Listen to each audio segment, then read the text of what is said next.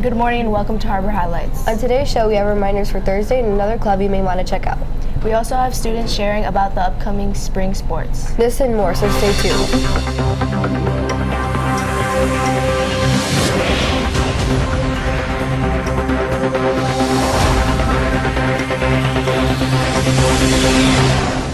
Good morning, I'm Stephanie. And I'm Laura. To start our show today, please stand for the Pledge of Allegiance. I pledge allegiance to the flag of the United States of America and to the republic for which it stands, one nation, under God, indivisible, with liberty and justice for all.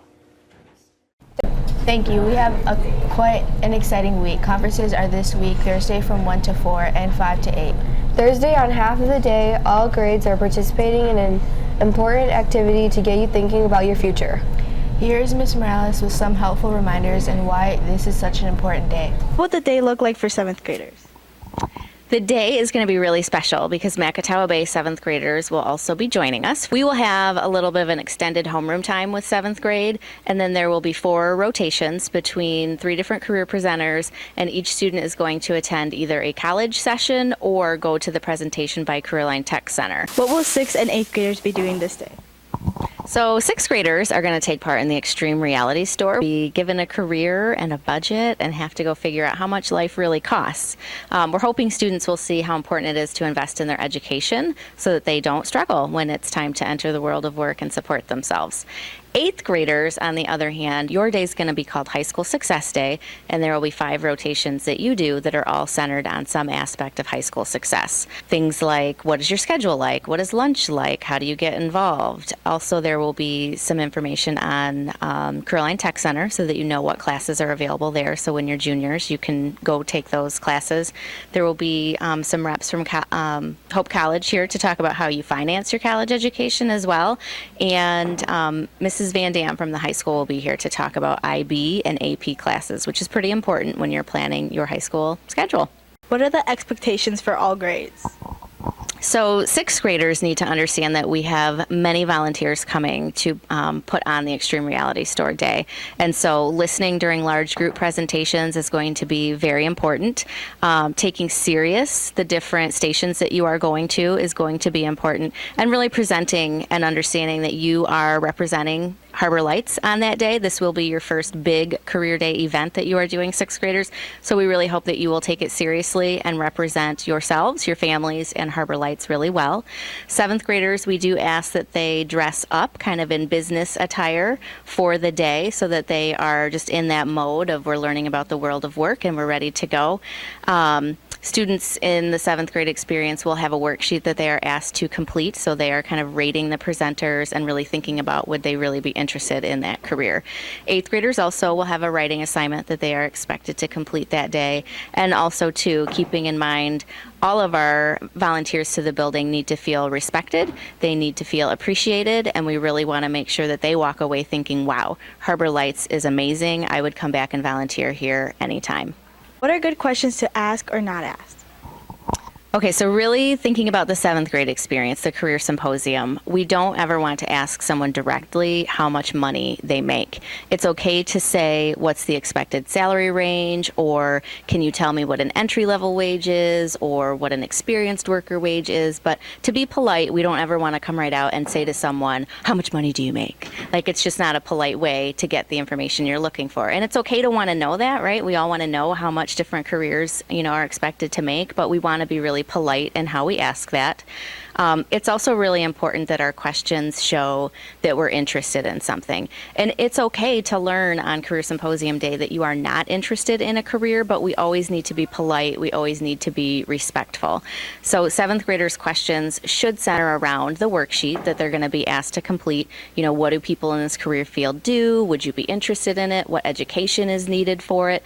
Other good questions to ask on Career Symposium Day would be, what in your high school career prepared you for this? What kinds of classes did you take that got you ready for college? Or if it's not a college-going career, what did you do to really prepare for that? We know, because we talk about it all the time here at Harbor Lights, that college is a big umbrella word and there's lots of options underneath it. So we hope that you will gain some information on figuring out what's the right fit for you, which of those levels is going to be your college, your fit. 8th graders, I really hope you take your questions seriously because your events will be staffed by high school students. And so what would you like to know from a student-to-student perspective? Be thinking about that ahead of time. What is lunch really like? What is it like to have to switch buildings and switch campuses? Be polite, regardless of which event you're taking part in. Be respectful and try to ask your question in a really positive way. And honestly, sometimes we need to remember if we can't say something nicely, we don't always need to say it.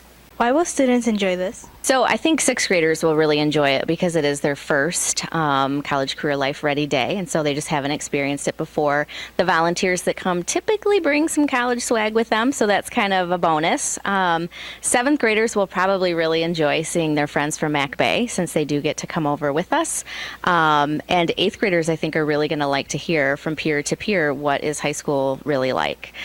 We do hope students will learn a lot, but of course we want you to have fun on that day too. To help students become college, career, and life. The whole day is really an exploration of what types of careers are out there, how much money you can earn, and really getting a good, realistic picture of what life after college is going to be like. Particularly 6th graders are going to get exposed to how much different careers can earn and how quickly that money gets spent on things like cars and daycare and groceries. I think 7th graders will really begin to start narrowing down what their career fields that they're most interested in, and our soon-to-be high school students, those 8th graders, are really going to have to start putting some real solid planning in place for themselves so that they are ready for the next step. I think if students take it seriously, they're going to gain a lot from each of those experiences. This is a great opportunity for you, and many people from the community are giving of their time to help you out. So show your appreciation and represent our school well. Now over to this week's general announcements. Hi, I'm Orlando. And I'm Tashawn. This week's lunch specials are Monday, boneless wings, Tuesday, walking tacos, Wednesday is oven roast turkey with mashed potatoes. Thursday, menu waffles with sausage links, and Friday, pulled pork sandwiches. The knitting club meets today in the library. Speaking of knitting, here is one of the leaders of the group, Miss Shirey. Hello, today we're interviewing Miss Shirey about the knitting club. So Miss Shirey, why did you choose to participate in this club? I really love to knit. I knit for a lot of my friends and my children, or anybody that really wants something. They end up with something I've knit for them. So why would you recommend students to join this club? Students should join the club just out of curiosity, or if they would like to learn how to knit, or if they already know how to knit. We're really patient, and we will teach you right from the very beginning. What's great is a lot of students help each other after a time, and there's a real bond that's formed in the knitting community. What do you do at the knitting club? At the knitting club, we knit. We also crochet. We teach students how to knit that have never knit in their life, or there are some children that have a couple skills that are required. We're really patient. These scarves are actually made for the City of Holland, and we have an organization that is knitting to keep Holland warm. So what benefits could this have on students? What I've noticed, students that are in our little club gain some confidence. We have students that have challenges, maybe even academically, and then they realize they have a real talent, creativity. So this brings it out of them. I think it's a wonderful thing. Miss Dystemars and Miss Dobrez in the library are really patient teachers, and they teach. It's just fun. You do meet new friends, and it's just a really wonderful community. They meet today and all are welcome. They still have at least 8 more meetings, so that is great. That is a great opportunity to meet new friends and learn new skills. Sign language meets Thursday. The next call in our colors is March 21st. We heard that 35 students and at least 10 teachers had a blast a couple weekends ago at Eagle Village. We will hear from them on our future show. Now back to the anchors. Back to the anchors. We may have a few sleepy 8th graders today. They had quite an exciting trip to Washington, D.C., arriving very late last night. Thanks to all who tried out for the musical. Mr. Huber and Miss Brisky had a hard time picking the cast and ensemble. Congratulations to those that will be in this year's production. Now over to your sports for the final Winter 2 season. And I'm David. We will start with girls basketball. The black team plays on Tuesday against Jenison away and on Wednesday at home against Mana Shores. The white teams finished their games last week. Great job, girls.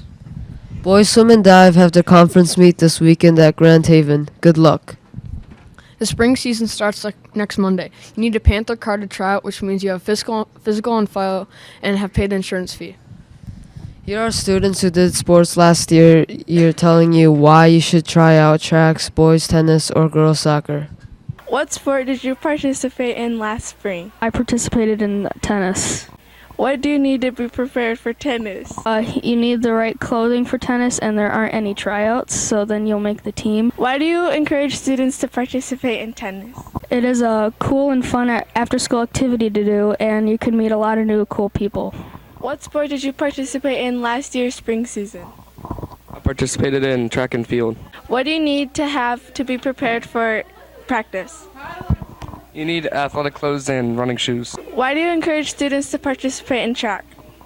I encourage it because it gets you outdoors and you learn teamwork skills. What spring sport did you participate in last year? Soccer. What do you need to be prepared for soccer?